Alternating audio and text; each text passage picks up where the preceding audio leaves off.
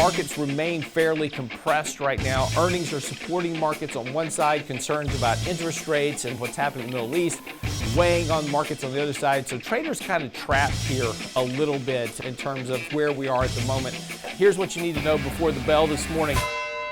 The markets did trade off to the 20-day moving average. We just kind of really remain trapped at this moment, kind of within this range, and we continue to kind of build this compression and price that we talked about on Monday. So markets are going to have to break out of this range at some point in one direction or the other. A break to the downside. We've got support at the 200-day moving average. That's about 4,020 on the S&P index. A breakout to the upside, we're going to retest this kind of 4,500 level that we had back in June and July. So again, markets remain fairly compressed right now. Earnings are supporting markets on one side, concerns about interest rates and what's happening in the Middle East weighing on markets on the other side. So traders kind of trapped here a little bit in terms of kind of where we are at the moment.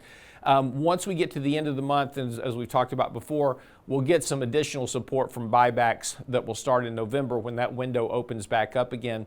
But this week, the rest of this week, next week in particular, we're going to get a lot of the big mega cap names coming out, Apple, Microsoft, etc. So that should help provide some, provided they say good things, that should help provide some support to the markets.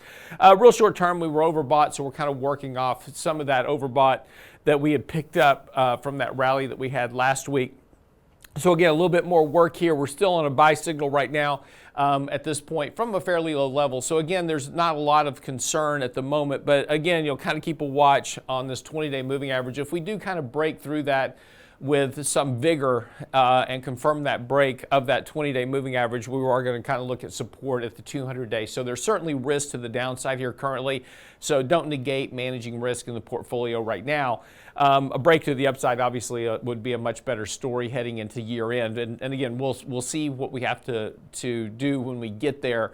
But right now we just kind of remain stuck. And I imagine this is going to be the case, is kind of sloppy trading through the end of the month. Once we get to November, things should start to shape up here a little bit, both from just a technical basis as well as a seasonality basis as well.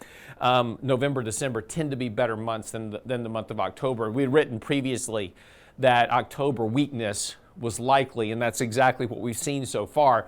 But once we get to November, that should shape up here a bit. Again, barring something much more negative coming out of the Middle East or a dramatic spike in interest rates. There's a lot of things that could derail this market short term. That's what you need to know before the bell this morning.